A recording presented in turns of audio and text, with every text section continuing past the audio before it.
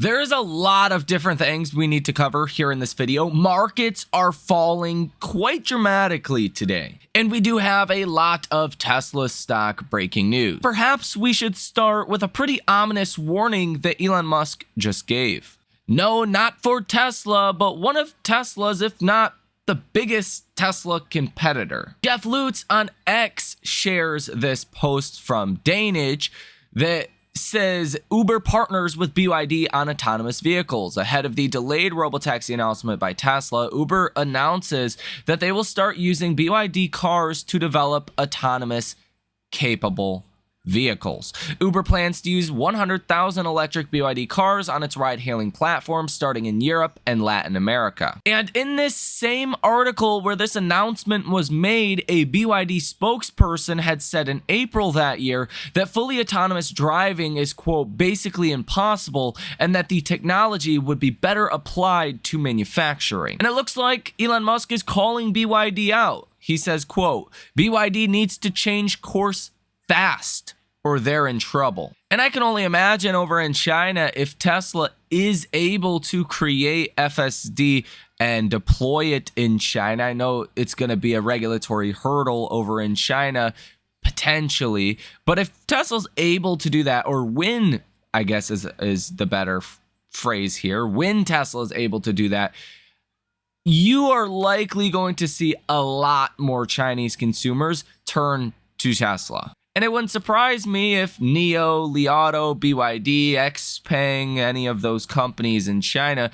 are perhaps one of the first companies to actually license FSD from Tesla. Because I can only imagine when there is self-driving cars, that's likely something that consumers start to demand. And if you're not able to supply that, then obviously that is troubling. Now, Tesla stock today is down over 3%, and there's a couple of different reasons for this. This article from Yahoo Finance says Toyota tumbles about 5.5% today, even as Q1 results beat on weak yen and hybrid sales. Part of the reason for this decline with Toyota is sales volumes were hit in Japan, the company said, as it dealt with recalls and certification issues. And when the largest automaker in the world by total unit sales each year, that's Toyota, is down 5.5%, that's not exactly great for autos in general. Then we have the elephant in the room, and that was the Fed yesterday. The Fed yesterday, they basically met expectations. They basically teed up a September cut. He didn't outright confirm a September cut is going to happen, but they're data dependent, and as long as we don't see any dramatic changes in the economy getting stronger or inflation coming in hotter, you're going to get a September cut. That's basically what the Fed said. Now, the problem with a September cut is it was already expected. So we didn't really get anything new from that perspective. And typically when there's a lot of enthusiasm for an event, whether it's earnings, a conference of some kind, or any other event really, the Fed for that matter, then if you don't get anything new and exciting, then you typically sell off, and normally you just sell off either way. So as I said in the last video, you're likely going to get a post-Powell sell-off, really regardless of what Powell had to say. You can see today IWM is down almost 3%. This comes even as 10-year Treasury yields are down 11 basis points today. That is a huge drop. 10-year Treasury yields currently trading at 3.99%, and you are now fully pricing in 3 rate cuts by the end of this year. Part of this decline today could also be attributed to the data that we got this morning. First up, initial jobless claims for last week came in at 249,000. That is now a new one-year high. We were expecting around 236,000. So with a leading indicator like initial jobless claims and so much worry about, are we going into a recession? Is the Friday's jobs report going to be bad? And we'll talk about that more in the next video.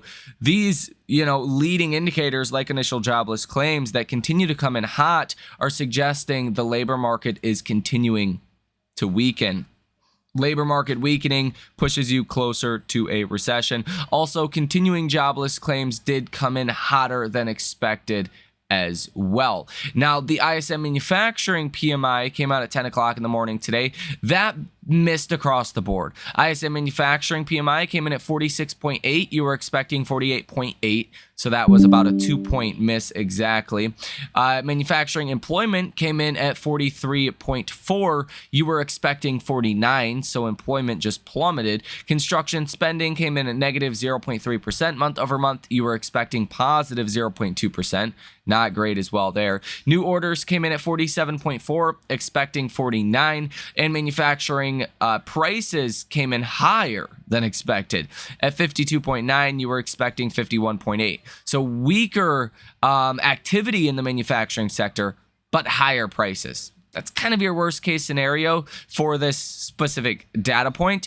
Again, I think the biggest reason why we're selling off is just post-Powell kind of expectations crush, or IV crush, if you will. But this definitely did not help today. And for the most part, this is kind of a broader based sell-off today. You do have big tech that is kind of a mixed bag. Apple down about 1%. Nvidia down almost 3%. Google just went negative, down about 0.2%. Microsoft up 0.2%. Looks to be going negative here soon. And Amazon is down 0.2%. So big tech is definitely the brighter spot of our markets today. But you know, Apple, Amazon report earnings today and after hours, and they are red. And we do have some other Tesla stock breaking news today, so let's go over that. The U.S. delays a special tariff on China-made EVs. The U.S. special tariff on electric vehicles were supposed to come into force on August 1st. However, it now says it will issue a final determination this month and that the tariffs will be effective approximately 2 weeks later. The reason for the delay? Paperwork. Hertz CEO says they are unloading EVs faster than originally planned and that it will sell tens of thousands of Teslas this year. The company said Thursday that it expects the fleet overhaul to be substantially done by the end of 2025. The CEO of used car website Carvana says the Tesla Model 3 was their best seller in Q2 and that they sell more EVs than ICE cars. Now, this is some pretty cool news. It really has nothing to do with your investment specifically, but Elon Musk is opening a new school this September in Bastrop, Texas, called Ad Astra. Ad Astra's mission is to foster curiosity, creativity, and critical thinking in the next generation of problem solvers and builders. Ad Astra is dedicated to nurturing the innate curiosity of children, cultivating their creativity, and honing their critical thinking skills. Ad Astra's curriculum is supported by modern scientific research to promote advanced executive functions in children. Which, if you guys are unfamiliar, I absolutely hate the schooling system. It's just terrible. It was founded by John D. Rockefeller that literally created it to create employees. School is never designed to make you successful, smarter, a better person. It's really just a tragedy that half the things are taught in school, and the things that you really need, like, you know, credit or taxes or investment planning, things that actually will make you successful, able to pursue your dreams and your passions, are not taught. It's really a shame. So this news is pretty cool. Tesla Australia is offering the Model 3 at a 1.99% interest rate with $0 up front. And we have a construction update for Tesla's semi factory currently being built in Nevada. It'll produce 50,000 semis per year once fully ramped, and production is supposed to start late 2025. So we can actually see quite a bit of work is now being done, which looks like on the foundation, this was taken on July 31st, so just yesterday. Tesla Korea is now offering an interest rate of at least 4.1% on car purchases in South Korea. Until last month, it was in the 5% range. Over on Google Trends, you can see the Cybertruck is at 67, the Model Y at 27, the Model 3 at 22, the Model S at 10, and the Model X at 8, which you're actually seeing an uptrend in Google Trends data for the Model Y, a slight downtrend, really just flat trends for the Model 3, and the Cybertruck just remains strong. The percent of stocks today trading above their 50-day moving average is down to 65.86%. That means about 4% of all stocks today are falling under their 50-day moving average. CNN's fear and greed indicator is taking a big drop today from greed at one point yesterday down to fear today at 44. Now you're barely in fear territory. You're basically neutral overall. And yeah, if we do get more downside, there is definitely some room for investors to get more fearful here. Market momentum is neutral. Stock price strength, extreme greed. Stock price breadth is neutral. Put and call options is fear. Market volatility is fear. Safe haven demand, extreme fear. And junk bond demand is fear. The latest AI investor sentiment survey that came out yesterday shows bullish investors up about 1.7% from the previous week, up to 44.9%. Neutral investors up about 5% from last week to 29.9%, and bearish investors sharply dropping almost 7% from last week, now down to 25.2%. Google Trends data for full self-driving is now at 21, which is actually now uptrending from the low of 18. And this looks really good. Now, I do expect some kind of new promotional kind of incentive for FSD to come soon, but you're still seeing elevated trends for FSD, which is a good sign. The take rate is probably very good. Over on StockTwits, investors are neutral on Tesla with a sentiment score of 53. Yesterday, you were neutral at 52. Message volume is down 1 point today, from 47 to 46, which is considered normal, and the participation ratio today is also normal at 54. Tesla continues to run about 4,000 different ads, with Google remaining unchanged for now almost 2 months. And global inventory numbers for the lineup here are definitely moving higher. The Model Y is now at almost 7,000. The Model 3 is at 5,600. The Model S and the Model X are really just trending sideways. The Model X at 3,400 and the Model S at about 2,700. If we take a look at option activity today via the interesting flow sentiment, these are large trades from institutional investors that get picked up as unusual. You have 11 different trades totaling $2.29 million with a positive order value of 11%. Tesla's short interest of free flow is sitting at 3.76%. You currently have $24.23 billion currently sold short in Tesla stock, totaling 104.39 million shares. Looks like today you actually have return shares of 491,000, borrowed shares of 102,000. That means on net, you're potentially seeing about 390,000 shares that are actually being covered today in Tesla, which is a good sign. Again, with a high quality stock, if you have a short position on that stock, you want to close out that short position as the stock is falling. Now, if it's a low quality stock, if it's a stock you're not worried about rallying, if you think it's going to continue to fall in simpler terms, then you would just short more. And you see that with hedge funds and institutions, with a lot of other companies that just short the stock as it continues to fall. So you've actually seen quite a sentiment shift for Tesla from that perspective within big money's portfolios. If we take a look at Tesla stock on a technical basis, really the only thing that matters is these longer term trend lines. And I don't know what happened to the chart, but we can go ahead and trend it out again. You want to stay above this, preferably. Now, of course, there's going to be periods of volatility. You want to stay around this trend line. Now, as the trend line does kind of go lower over time, for an example, by October, this trend line is going to be about 210. I think it's going to be very easy to get back above this trend line, and then that does fuel higher levels. But you are now in August. Today is August 1st. There's a lot of seasonal weakness associated with August, especially during election years. September tends to be even worse than August during election years.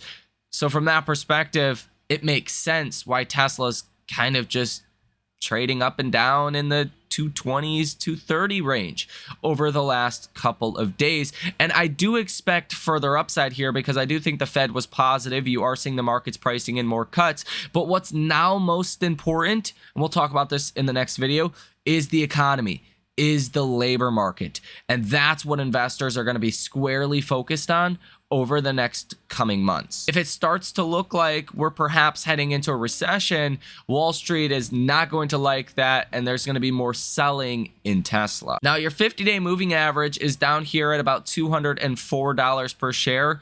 If we do get, or 208 actually, the 200-day moving average is at 204, and you did recently just get a golden cross, which does tend to be very good when the 50-day moving average breaks above the 200-day moving average. That tends to lead to upside of anywhere from 20 to 40% historically for Tesla. So upon those historical metrics, you should be looking at some upside here, but again, there's many other things that are going on. A golden cross in and of itself is not enough to be, convinced of large upside. It's just one of those things that says, hey, we should go higher.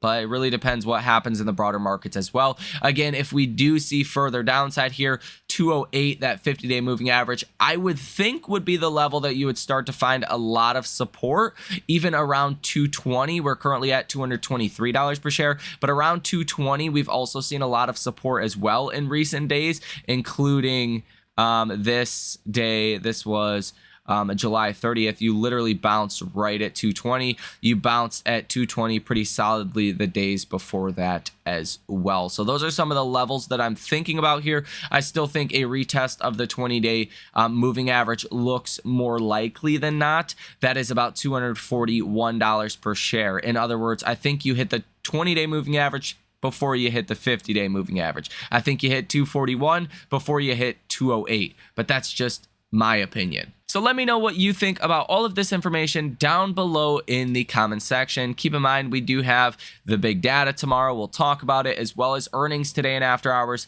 with Apple and Amazon. So you guys have a fantastic rest of your day. Hit the like button as well as subscribe to the channel if you have not done so already. That's it. If you guys want to come trade with us, check out that link down below in the description of this video. And thank you guys for those of you guys that send those super thanks on the videos. It's always surprising when I see them. I think we just had a $25 super thanks, and I think that was the biggest one we have seen so far here on the channel. So pretty exciting, and thank you guys for those of you guys that do that. It does stick out, and I do get a direct notification. So feel free to ask a very specific question or something along those lines if you do send those super thanks. So you guys have a great day, and I will see you in the next one.